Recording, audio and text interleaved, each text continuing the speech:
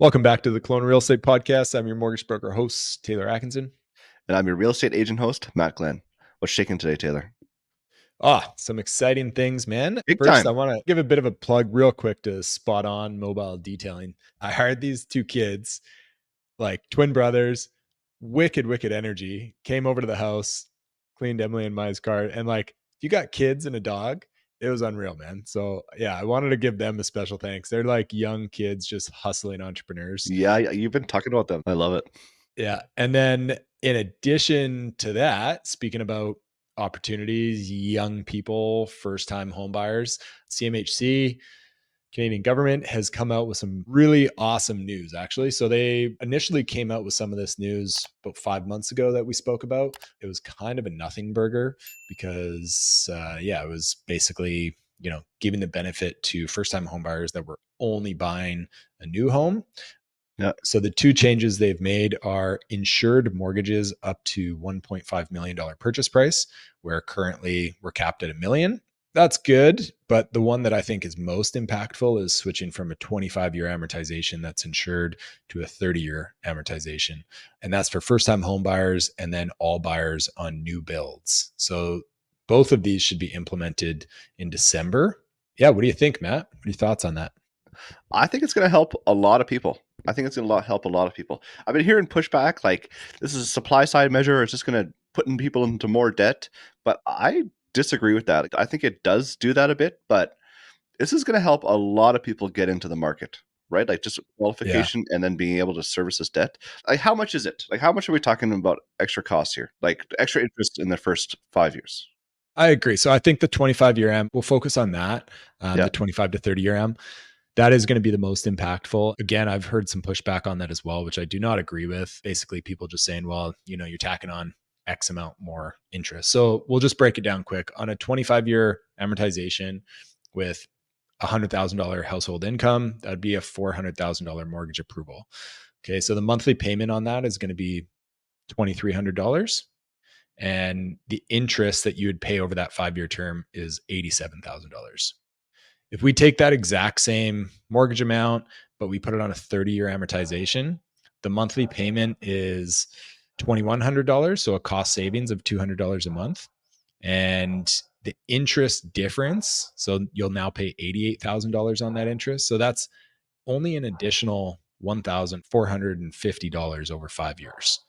It's really nothing. Where the naysayers are jumping on is this would add $62,000 of interest over the 30-year period. But who is keeping this mortgage for 30 years? Yeah, something like mortgages only last like 7 years, right? Or something like that. Yeah, statistically, 60% of people break their mortgage within 3 years. Yeah. It can be a refi, Yeah. People move, people refinance, like consolidate debt. separation. They Yeah. could turn it into a rental. But the point being is we're trying to get first-time home buyers who cannot be approved for a mortgage to help them with that approval to get into it. Now, in addition to that, once they're approved, they could always elect prepayments and add that $200 a month into their mortgage, and that Good would point. help pay Good down the point. Yeah. principal.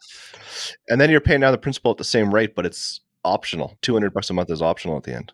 Exactly. Yeah, and it's for the right people, right? Yeah. Yeah. So the only other thing I'll add on that is essentially moving from a 25-year to a 30-year AM, your income on a 25-year AM had to be $100,000. Now it has to be $93,000 for the same mortgage. So we're helping people with, a lower income help be approved. The only things we don't really know about this right now are like, what are the default insurance rates going to be on that calculation with the extra $1.5 million purchase price inclusion? Yeah. As of now, like default insurance is, upwards of $30,000 if you're using the minimum down payment. So it's pretty expensive. With that $1.5 million purchase price, what are the down payment increments going to be? Right now it's 5% on the first 500, 10% on the second 500. So we're not exactly sure how that last 500 looks. But, to be qualified for a jumbo mortgage, like a $1.5 million purchase with 10% down, you need like a household income of $300,000 with no other debt. I think that part of this, 1.5 million doesn't affect really anyone. The amortization does. One note with the 1.5 million is We get better rates with insurable mortgages, so less than $1 million owner occupied 25-year AM.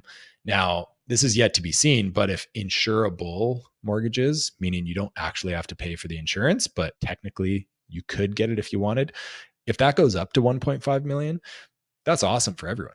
Now we can, as brokers, provide better rates because of that purchase price, which in Kelowna, it makes sense. Like, And then, okay, so interesting. So if we get better rates, would that mean you'd be able to qualify at better rates then too? exactly. Yeah. I'm assuming that they're going to classify these as insurable because Yeah. why would you not? It's going to help the average Kelowna person who is buying a $1.1 million house. It's going to get them a better rate. It's going to get them better monthly payment. It's going to help them qualify for that. So there is that kind of in the background that Yeah. hasn't really been discussed, but I think that's a really important piece to this. And then the Fed, US cut Yeah. rates by 50 50 bips. points. Yeah. Jeez. Was that expected? I thought that was more than expected.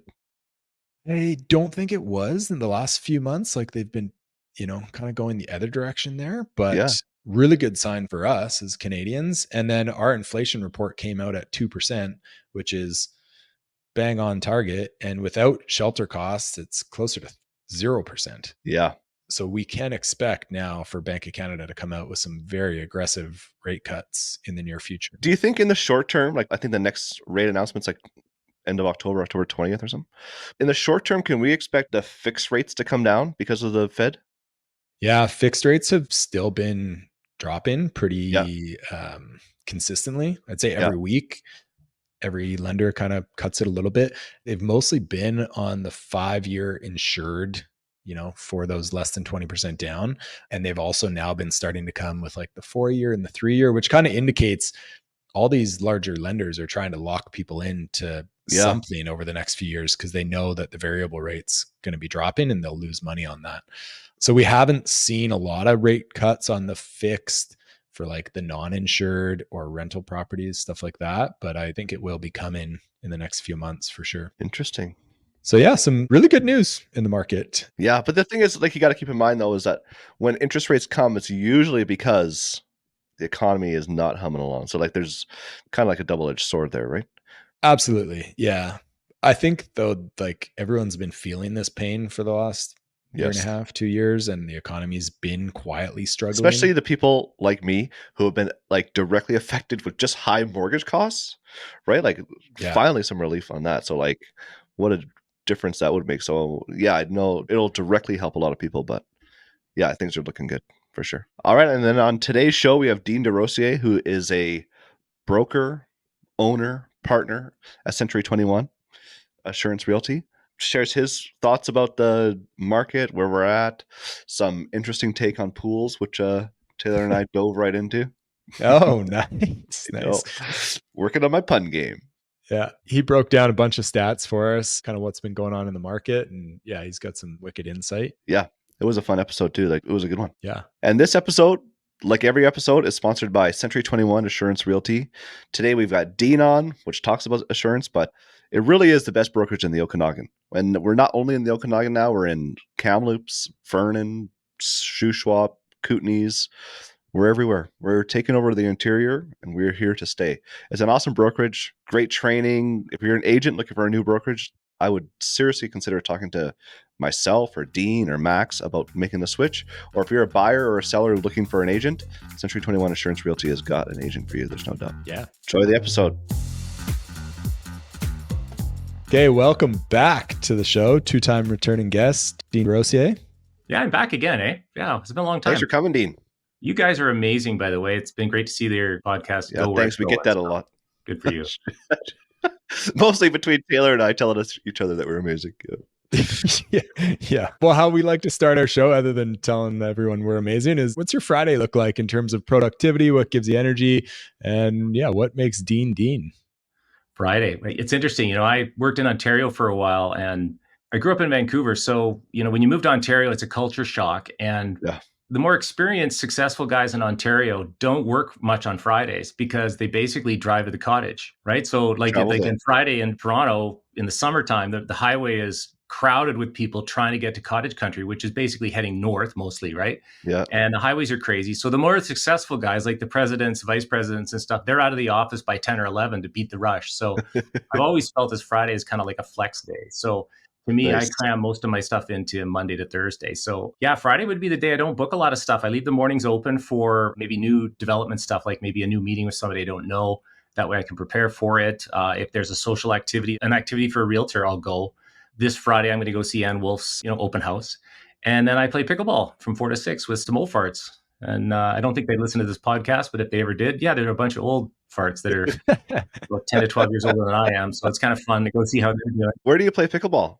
We play at Parkinson, which is sort of in the center of Kelowna and at the courts that are sinking into the river. But are they? Yeah, it's fun.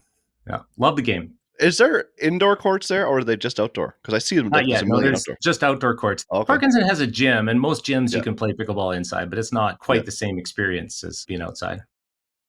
Yes. Yeah. Okay, that makes a lot of sense. Fastest growing game. All the young kids are playing pickleball. It's just a great game. So yeah, that's awesome. Speaking about fastest growing game or fastest growing brokerage, we're expanding. So what's happening there, Dean? Oh, we are super exciting. Yeah, we've grown. Yeah. Goodness, since last March. We're not quite double our roster since last March, but we've added, 50, 60 agents in a very short period of time, which is really exciting. And we have been given the rights to Kamloops, Vernon, North Okanagan area, as well as parts of the Kootenays to help out with recruiting, bringing more people into Century 21 Canada. So we're really excited about that. So it wasn't part of our business plan 2 years ago, but we know the industry's changing, and we really focus on the service level we have in Kelowna, expanding that out to other areas. And that's been kind of exciting. And we've been getting great feedback from the other markets, and talking with the other agents with our team of 4 brokers is going quite well. So that's been super exciting. So yeah, we're on the move, looking for new agents all the time. And we do have a special brand of service, which there's a lot of great brokers in the Okanagan. But I think that, to compete, we always have to be just a little bit better all the time. And I think that, if I look at the other brokers that I look up to locally here at the other brokerages, I think we do well. I think we honor that. I think maybe some ways we might be better in one area, maybe we're not as good in another. But for the right kind of agent, I think we've got a great mix of service and products and a network, which is in Canada right now with Century 21, just under 13,000 members across the country with just under 300 offices. And, when you're in an area like the Okanagan and the interior of BC, we do benefit because people move here. Yep. More people move here than leave here, even though we've seen a lot of people move back to Alberta or move to Alberta. But over time, as a real estate agent here, there's an influx of people. So being in a network like Century 21 is tremendously advantageous because, all it takes is, some really good connections in different cities, and getting the odd referral really is nice. So I just want to linger on that point for a second. That is a great point, because just the other day I was sitting in the office and these people came in from Ottawa. So from out of town, came in here and they wanted to buy a place at Big White. And they just walked right in to the Century 21 office because they knew it and were looking for an agent. And we ended up selling them place a week later. And I feel like the smaller boutique brokerages have their place and they're awesome. But I just feel like that would probably not happen a lot. Yeah. I learned that at one of my other brokerages. I can't say their name, but it's a great brokerage in town. And people have their experiences with their agents, and the brands are always strong over time. I was always told, make sure you buy a brokerage at a major brand. Well, as an agent, does the brand do anything for you? And it's your business card, it's professionalism, and it's a lot of technology and training. But we take a bit of a different approach too. Like our office, we base it on what we call a local office model. So the idea that there's a local office for the agents to meet clients at, number one, for safety. Number two, we know agents that have an office to go to tend to be more productive. So they do better on average. And number three, it's training and culture, so we have these local offices. But I love to hear that, people come in off the street and buy a house. In my career, it didn't happen a lot because I started after the big rush of 2003 to 2007. But I used to hear these stories of people walking into the office and jumping in the realtor's car and going and buying a house and coming back. That seems wild, hey? Honest, that exact thing basically just happened to me this week. That's the story I told. Good for you. Then it still hasn't happened to me. So I'm happy for you, Matt. Yeah, I'll teach you my conversion skills one time. You know what? I'm always willing to learn. That's the one thing about this business. You never wake up and say, I got it. Yeah. Yeah. That's a good point there. Yeah, definitely. Well, since you guys are kind of expanding and bringing in, more people and having those conversations in other markets, we wanted to kind of dive into a little bit today about stats, mostly in the Okanagan, but kind of it can range around BC. We hear a lot of things like, oh, the market's soft, or we're down a percentage in sales volume, et cetera. Can you kind of review where we're at now, where we were in the last kind of 6 months, and where we're kind of going? Yeah, stats are an interesting thing. I got to set the table before we talk about statistics, right?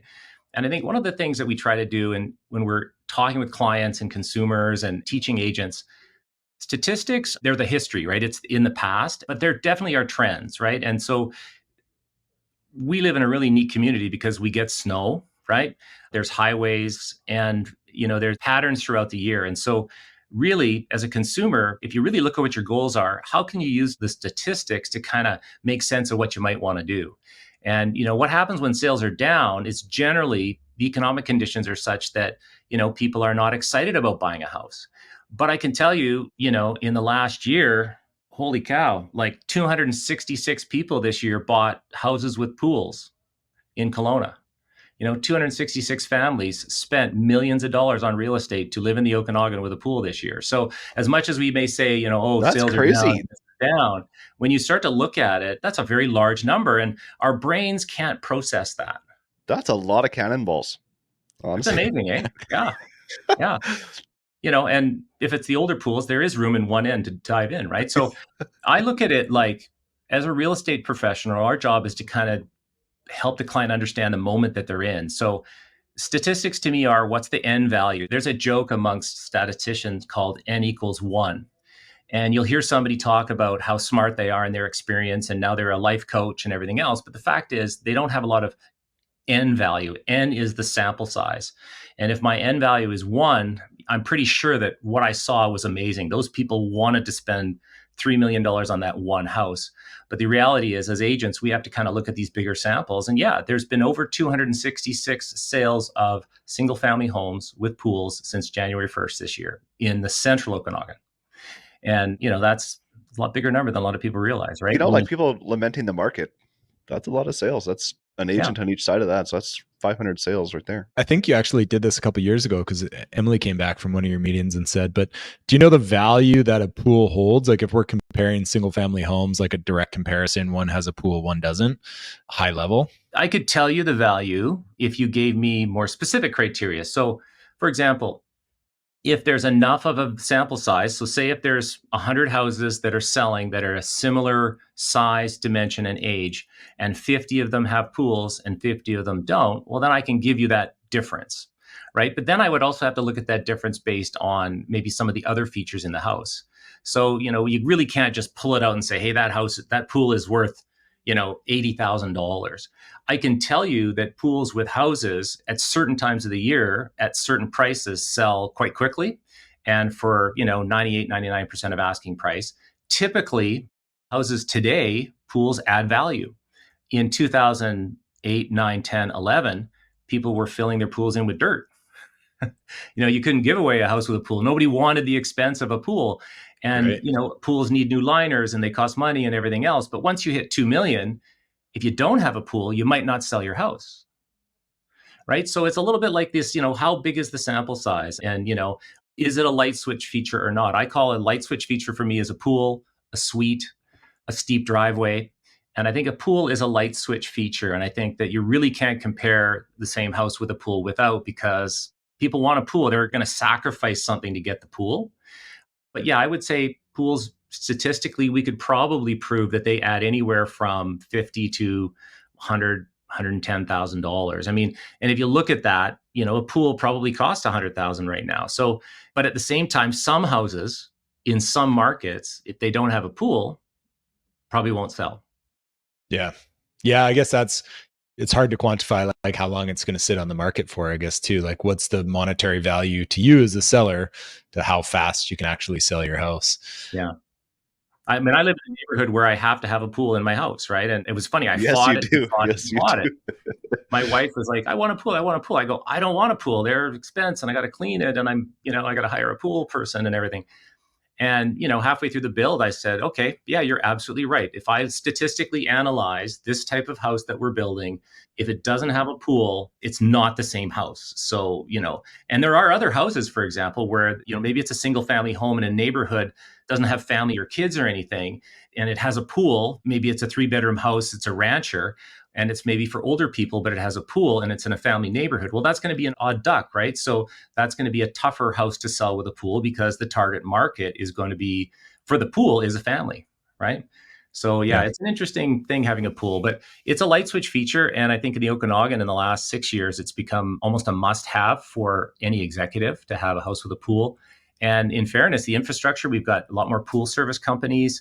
We've got, some great pool builders. There's, you can get auto covers, you can get service, and there's a lot more services for pools, and it makes the experience of owning it actually quite enjoyable. I've really enjoyed having a pool. So yeah. That's fantastic. Something over the last few months that we've kind of heard is like, okay, supply and demand. Is there really a shortage in the market of housing? Like, because there's so many listings, like, why are we saying that we need more houses if there's so many listings? Can you kind of unpack that a little bit? Yeah, that's an interesting one. I think if you look at an overall housing strategy, what I see is a disconnect between what local and provincial governments want and what consumers want, right? So what ends up happening is, the local government says, we need more rentals. And, they put in a lot of rentals, and they give big companies a chance to build these rental properties. And, a 2-bedroom, 2-bathroom condo downtown is great, but there's no parking. And what if you have family and you have kids? We need maybe 3-bedroom, 4-bedroom rentals. And so, what do the different age groups want to live in? Do people want to live in condos? Do people want to live downtown in a high rise on the 7th floor in 600 square feet? Right. And I'm just not sure, how does the market develop through that? And Kelowna's having growing pains. For example, we have a lot of towers downtown, yet we don't have a shopping center downtown. We don't have transit to get people downtown to the shopping. So, the local government says, hey, we want infill, we want this, we want that. But when you go to the walk score of a new townhome near the hospital, it's no better than a house out in Rutland. So, you've got this infrastructure, and yeah, we want to have bike lanes everywhere, but I'm not riding a bike in December. Sorry. Right. And I would ride a bike sometimes. So yeah, it's an interesting little thing. Like, are we going through a housing shortage? We know demographically we're going to. We know immigration has slowed down a little bit, but where do people want to live? Like, what kind of house does somebody want to live in? And I think that, that's where maybe local government's a little bit disconnected, and I'm not sure where we're going. I do know that, the 5, 6, 7,000 square foot house, I mean, they're expensive to maintain. But in the Okanagan, where our lifestyle is really nice, I think there'll always be a market for that kind of house. My concern is, we don't have those newer 2,500 square foot houses with double garages in neighborhoods for young families to own. I agree. It feels like the new houses are all like big luxury houses, like massive ones, and there's not, or condos, like the middle. It just seems like a single family house is kind of becoming a bit rare. Well, and they're also removing them, right? With like land assemblies. That's what I mean. Like yeah, big time. A $900,000 house. We're just working on infill projects to put up row houses or condo.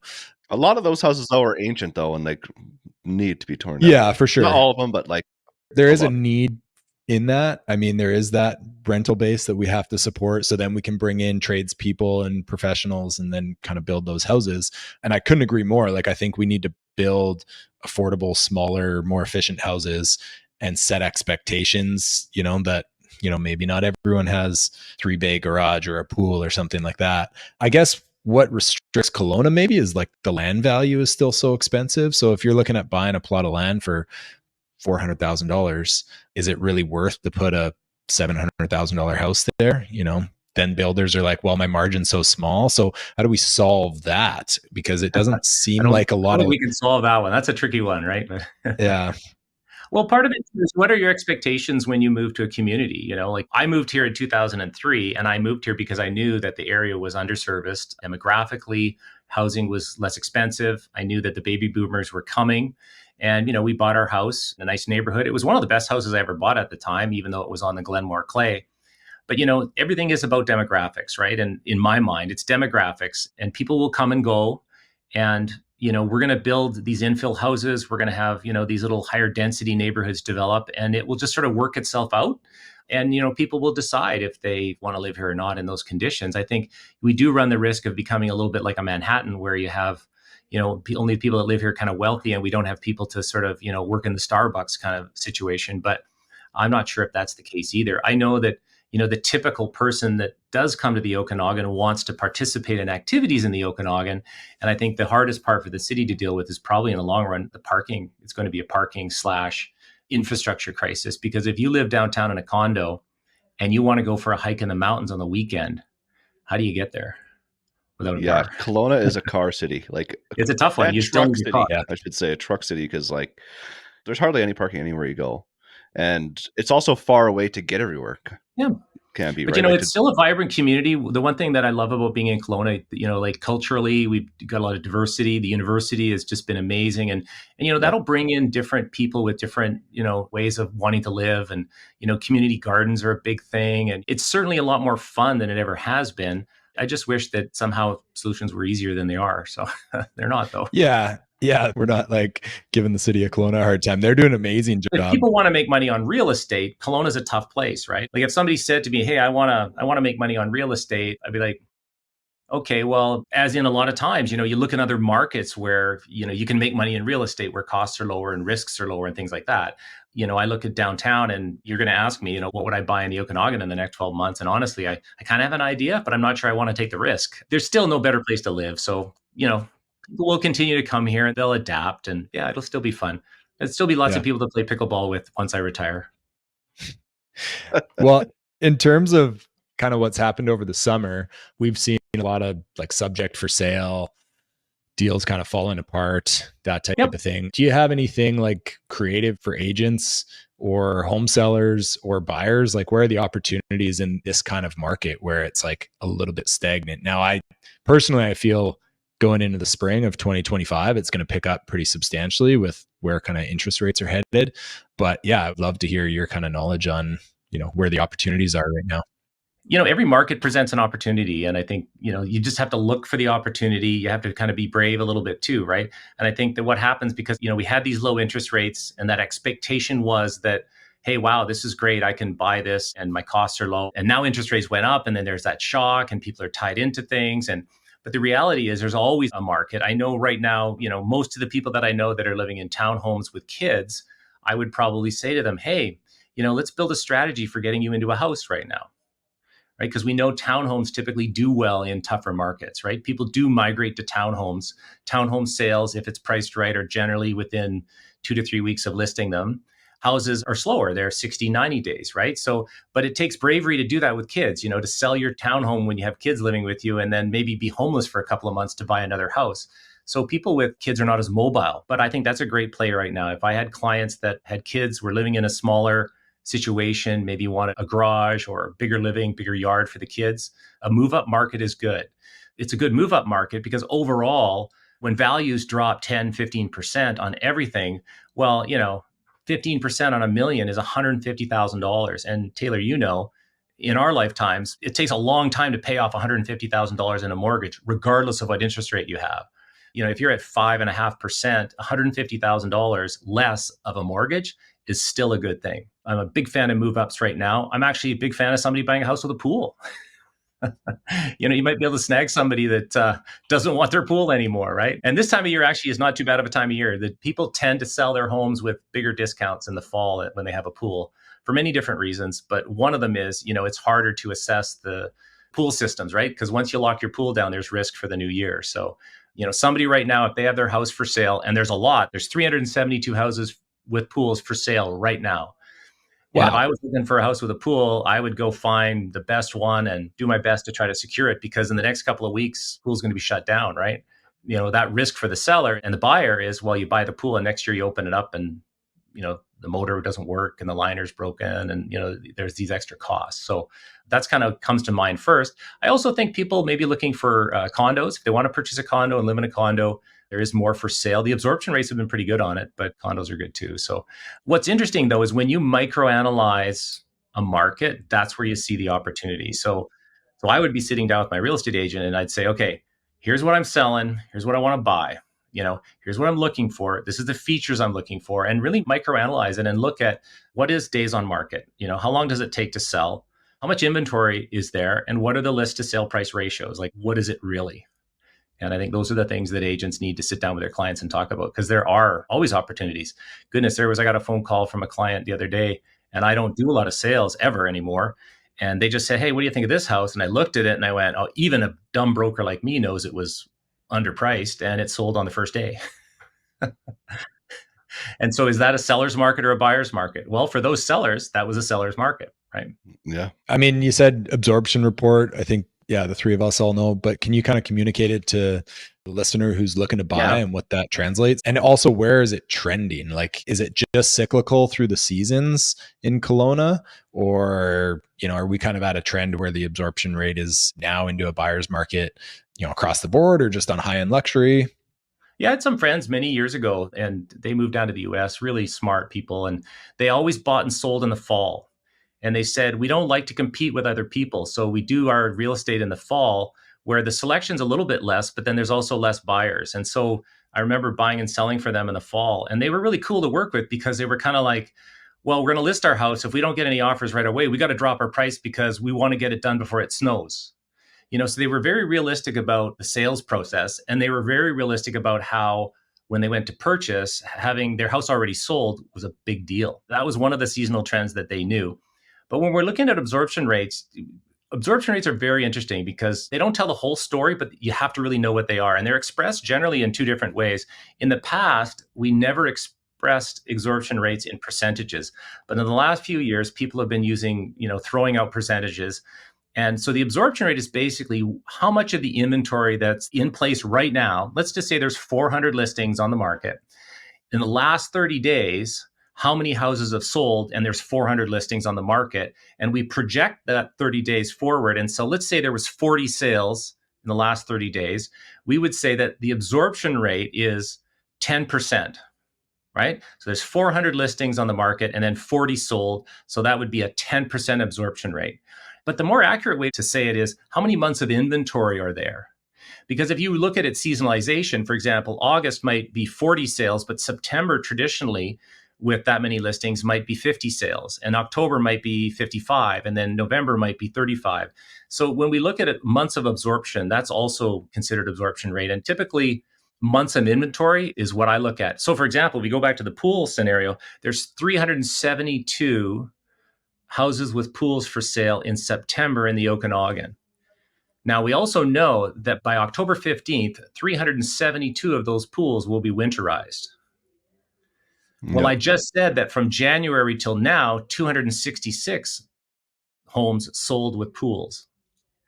So right now, with 372, we have well over a year's worth of inventory if suddenly pools started to sell. But the reality is, we're not going to sell 40 houses with pools in September and October. It's not going to happen. I mean, the highest month was July, which was 46 sold, right, of those 266. So there's probably a year and a half worth of pools on the market right now. Wow. But when I told you guys 266 families spent millions of dollars on pools before, that sounded really exciting. But now when I say there's more than a year and a half supply of pools on the market right now, you're like, oh, wow. Well, yeah. So if you're the seller and you hear this, you're thinking, okay, if I want to sell this in the next month, I need a huge price reduction. Not so much. What you have to look at is, what is the activity on your listing? Does the activity show that it's going to sell or not? Because that's something that we have to show them as a realtor. There's a lot of activity that we have access to on the internet that can pretty much tell people, hey, you've got the right activity to sell. And your agent with experience can help you with that. But in some markets, you might drop the price an awful lot and still not get an offer, because there just might not be the absorption to absorb your inventory. But at the end of the day, it always is price. I mean, a good price is always going to help, but I wouldn't be pulling the good price out of my pocket in September. I would have been doing that in June, right? Like now that's that seasonalization part. If it was me, I probably wouldn't list my house for sale in September if I had a pool. If I had a very competitive house, I would probably, take really nice photos next week and get it all looking really nice in the moonlight and everything else. And I'd probably relist in January, February. Yeah. Now, risk of that would be, if the market picks up, I might sell my house in a hot market, but then I also might be buying in a hot market too, right? So Yeah. When the market's going down, you want to sell, then wait, then buy. But when the market's going up, you kind of want to buy first and then wait to You sell. want to time the market, right? Yeah. But, Yeah. the one thing I would do is I'd say, okay, what's my budget for a pool? What's my budget for a house? And ask myself, if I look at that house right now, could I rebuild that house for cost? So could I buy the lot? Could I build the house? And right now, almost every house that's out there on the market, you can probably, if it's a resale house, you're going to get that house significantly less expensive than you would if you had to build it right now. Yes. So on a Definitely. resale perspective, most houses are really good values. Most houses are selling under their assessed value. That really doesn't mean a lot in the grand scheme of life. But I look at it, what would it cost to replace that house? In many situations, there's a lot of really good houses that you could buy for much less than you could ever pay to build them. Yeah. And it is funny, we don't use that approach for residential appraisals generally, right? It's what the comparables are and what's selling. That's the funny place we're in right now in the market, is like a house that's 10 years old, you're never going to replace it for the cost that, you could build it for. So, right. And there are times when it makes sense to build. And, a number of years ago, Realtor and I were sitting down and I said, would you build right now? And he was very experienced broker, and he just started laughing. He goes, "Oh, don't be stupid." And I went, "Oh, okay," and shook my head, and I kind of got my head around it and went, "Oh yeah, wait a minute, I can go buy that used house, which is 5 years old, and I can put a pool in it. But if I build a house, I'm going to be underwater the minute I move in." And probably the last time Nice pool pun. Probably like right now. Literally, you got that right. Yeah. That raises a good question though. Why are people building? I mean, we're not building very much right now, but why would someone build their own house? That's the one thing when I was selling real estate, I realized, don't get in the way of somebody wanting to do something. Houses are personal Yes. to people. And this is a good point, honestly. yeah, if somebody has the money and they can afford it, then let them build a really good house. It might not be something where you're going to make lots of money, and financially it may not be a great decision, but if you can afford it and you want to build your house and you want to have a relationship with those builders and create something, I'll get behind you on it.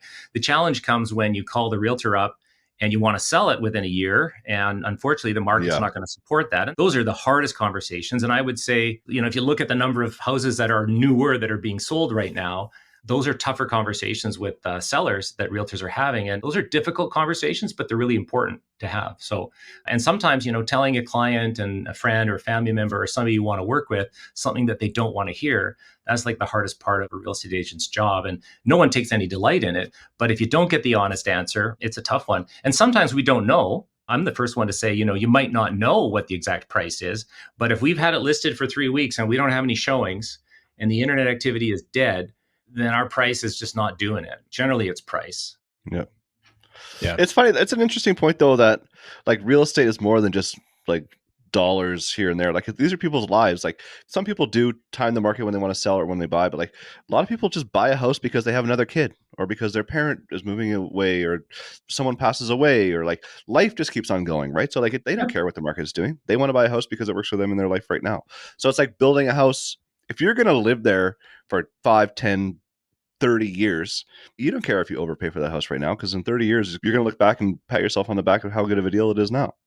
Yep. I had a client in 2010 look at me at the house. It was a brand new house. The builder had kind of lost the house and another builder picked it up and was trying to finish it off. And so we bought it, and it was 2009 and a half. Yeah. And the market was definitely going down. And the buyer looks at me, he says, what do you think of this house going to be worth in a year? And I said, oh, it's probably 50 grand less than what you're paying for it now. And he looked at me all shocked. And he goes, well, what do you mean? I go, well, if we look at the trajectory of the statistics, there was lots of end values, right? I mean, prices were dropping, right? And I said, but you don't have a house to live in 30 days. This fits within your budget. This is the same amount that you were paying before. And you stayed in the same rental for 21 years. Yeah. What's the chances of you not making your rent in this house in the next 21 years? And he goes, oh, goodness. Well, no, we're not going anywhere. We'll be stuck here. And they did. Funny part was he called me 5 years later and laughingly said, you told me that it would not be worth what I paid for it in 6 months. And that probably 3 to 4 years later, it would, be worth, quite a bit more than what I bought it. And I said, I just got my tax assessment. I made $50,000 in equity. Yeah. So he called me And just to now, tell me that like, probably like that's 100% equity in that, right? It's probably like double the value. And now if you do the math from like that purchase in 09 to today, it's not even close. Yeah. But, the house needs maintenance over time, right? And so, you got to keep them up and everything else. Houses are not always, hey, I'm just going to put my $50,000 down and make my mortgage payments. And, part of the thing that I see as a challenge for first-time buyers and for people in Kelowna is that, I'd love there to be a lot of affordable townhomes, because one of the worst things you can do as a real estate agent is sell, a first-time buyer a used bi-level home. They take a lot of money to repair. And when you're 26, 27, 28 years old and you have a good job, you will not have any time or any spare cash on the weekends if you buy a used house, right? So now your lifestyle gets hampered. And I mean, I suffered that through those years where, man, I call it the $200 to death at Home Depot, like I know how to do things I wish I never knew how to do, like, fix plumbing and repairs and electrical junk, because I just had to when we bought our fixer-uppers, Yeah. So. Yeah. That's a great point. Matt, why did you let me buy this house? Money well spent. I wanted to keep the economy bumping, dude. That's Well, why. yeah. He probably thought you were handy, not handsome. That's probably what it is. Yeah. No, I was never under that illusion. But to get back to your question, for example, if you microanalyze it, absorption rates, there are some hot markets. Kamloops is almost 14% absorption, and a buyer's market in some areas is 15% or higher, right? Central Okanagan's about 9% absorption, so we're a little bit low, right? But if you start going down on the price ranges, if you go under 800,000, your absorption rates are significant, right? So if you're a first-time buyer in a lower price range where we know, the sale price to list price ratios are higher, so 99, 98% of asking price, are you prepared to pay full price for the house that you're looking at in those price ranges? Because those absorption rates, they don't mean anything, when you start looking at price. If you look at, houses without pools over $2 million, okay, you probably got time to negotiate, right? You put that house on Abbott Street, you probably don't have time to negotiate anymore, right? So I always let's microanalyze the numbers and really show people. But yeah, I mean, if you look at houses under $1 million right now, there's some pretty good buys, I think. There really is. I would agree with that. Even under 1.5, I mean, there was even, some houses to sell $3, $4, $5, $6, $7 million. And you ask yourself, if it's such a bad market, how is somebody with $4 million of money to spend on real estate? Why are they purchasing real estate? Yeah. Yeah, that's a great question. Something we briefly spoke about, and I'll just bring up because we're talking about those $1 million houses, is Brendan Ogmanson put a YouTube video actually, and his projection was in densely populated areas right now in BC, a single family house is averaging $1 million. By 2035, they should be at $1.5 million. If we can't solve this, so-called housing crisis where we actually just start building more. So yeah, pretty interesting data. I do think there's some good buys right now in the Okanagan. Kind of heading into some of our wrap-up questions. If you could buy a property in the Okanagan in the next 12 months, investment, personal, anything, using kind of the data that we've been talking about, where would you put your money? It's interesting because if you ask me, like, what do people want to buy? Like, if you sat a group of people down, your guys' age, my age, and then, maybe some 20s and, early 30s people who are living in the Okanagan, having a great lifestyle, what would they want to buy? I think you're going to find that product is missing, right? I think you're going to find that product is missing right now. I don't want to live in a 2-bedroom condo on the 8th floor downtown. And I'm 57 years old, and that's kind of the government and everyone's telling me I got to do that. But I want a garage. I want to have an ATV. I want to have a motorcycle and a car in the same garage. But I don't want a big house, right? We want a place for kids and that kind of stuff. I think if I was going to buy something in the next while, I wish that there was the product that I want to buy, which is about 2,300 square feet, 3 to 4 bedrooms with a 2.5 car garage, even multifamily. Like, it could even be on a lot. But a townhome that not multi-generational, but something that's just a little bit bigger than the 600 square feet on each floor scenario, Yep. Like, I'm not ready for that, but at the same time, I don't want to be in a big house. I'm in a big house right now and I quite like it, but I know that maybe that's not the future. So, I mean, my kids are moving home, my mom's living with me now. And so we're kind of making this larger house work. But I don't think the product exists that a lot of people want to buy right now. And I think that, the market doesn't respond to that because of zoning, pricing, costs, things like that. Like, I don't really want to live in a 3-level grain elevator, Yeah. I really like the ones down in Gushigan on the corner there, the new ones that had the elevators. Yeah. I really like those, and I think that those are pretty cool because they had double garages and then they were wider and they went up, the second and the third floor. And I think that kind of stuff is something that would really be interesting for me. I mean, I said to my wife, I want to build a really cool house downtown that has like a big garage and a pool on the roof and everything else. And then, I mean, that's probably the dumbest thing ever, but I'm looking for pool on the roof, larger townhome that's detached or not detached, but that has garage space, and it doesn't exist. So that's where I'm at. I like it. Or I'd buy something with a view. So yeah, you can't go wrong with a view in the Okanagan, so that's for sure. If you go between 1.2 and 1.7 right now, yeah, there's a lot of cool houses for sale. Yeah. Like, I don't know, like if you look at, there's so many cool houses to look at. I just think it's probably a full-time job just to look at all those houses. But if you look at the Upper Mission, West Kelowna, Mission Hill, like if you start looking in that kind of price range, there's a lot of cool houses for sale. Yeah, West Kelowna has some huge value right now, I think. Like Lakeview, Rose Valley, awesome spots. Yeah. All right, Dean, if you could give your 20-year-old self any piece of advice, what would it be? I would say I wish I started real estate sooner. I'm glad I got to real estate when I did. I was 40. I'm glad I had experience in other businesses before I came into real estate. Yeah, I was going to say. That's really good. I worked in biotech and did a lot of traveling internationally, worked with a lot of different people, went across Canada to work and got lots of accounting, business experience, sales experience. But yeah, I wish I'd started real estate a little bit sooner, but everything happens in time. So I'm pretty happy with what my 20-year-old self did because I met my wife and she's still around. So I'm pretty happy with that guy. He didn't screw it up. Yeah, that's funny. Yeah, good for you. That's I always think about that too. Would I start real estate earlier? And I think I would like to have started real estate earlier. Yeah. And you never know, right? Because part of it, who does you meet? Like I was very lucky of my mentors and people that I met early on.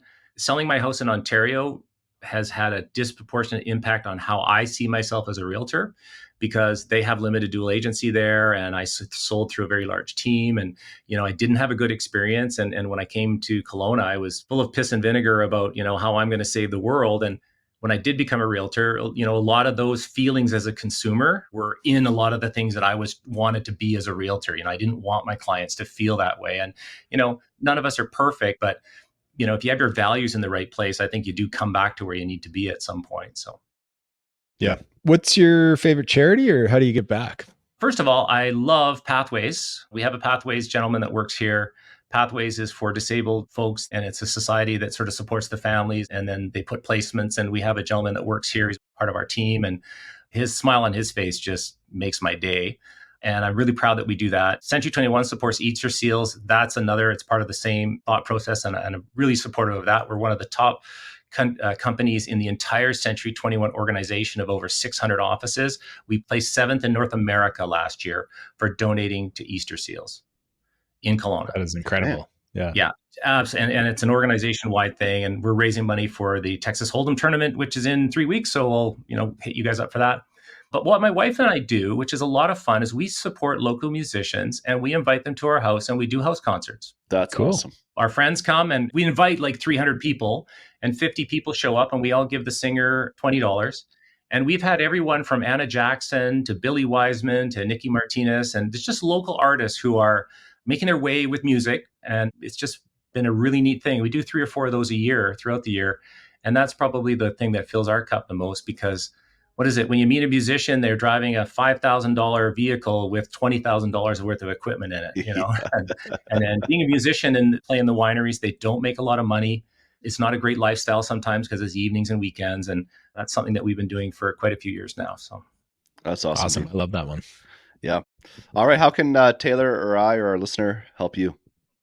Well, we're growing. We're looking for mortgage brokers in Vernon and Kamloops and new agents and people that want to join Century 21, but moreover, join a local brokerage with local knowledge and support for agents that want to do the very best for their clients. That's kind of what we're searching for now, and we do train, we offer training for people that are maybe new to the industry or that have been for a while and want to reorient their career. And we also offer a lot of systems. And Matt, I know you've experienced a lot of that personally and you, Taylor, as well. And so, we like to think that we live up to our promises. It's the hardest profession in the world. And it's got the lowest success rate, but we like to think that we break through that mold a bit. So I appreciate you guys giving us a chance to, talk about the changes in the industry and the company and share a little bit of wisdom today. So thank you guys. Really appreciate it. No, it was great, Dean. Yeah. Thanks for coming on. And it's always fun chatting to you. We'll look forward to the next one. Sorry, I couldn't make the golf invite. I really appreciate that, but Emily's golfing again for the second day in a row. So wow. He's So LPGA next or what? that's pretty good. You know, my wife does golf and it is fun. And, you know, she expects to hit every shot perfect. Yeah. So after a while, it's That's tough your as a first spouse mistake. because she literally looked at me that day and said, "What am I doing wrong?" And I said, "No, I'm out. I'm gone. You sit in the other car." Sorry, honey. You gotta sit Now with I see why you've been married for so long. Learning the right lessons. yeah. nothing. And pickleball is the same thing, right? You can't play with your spouse either. So it's That's funny that she wants to hit every shot right. When I go golfing, I just want to hit like one shot right would be good for me. So I've seen you golf. You can hit some shots right. So yeah. one or two around. Yeah. 1 out of 200 is pretty good. Yeah, exactly. Yeah, it's a cruel game, that game, but most of them are. But, you know, it's nice to get out there. I mean, the weather right now is kind of perfect for golf. It is. And I always tell everybody, you know, the Okanagan is an amazing place. You know, the Septembers and early Octobers, this is where you know, there's no traffic and you kind of, the weather's absolutely perfect. And yeah, this is kind of why we live here. Yep. Because if we were living anywhere else, it'd probably be snowing. Yeah. Seriously. I love the fall. It's a good time here. Me too. Oh, guys, well, thanks a lot. All right. Thanks a lot, Dean.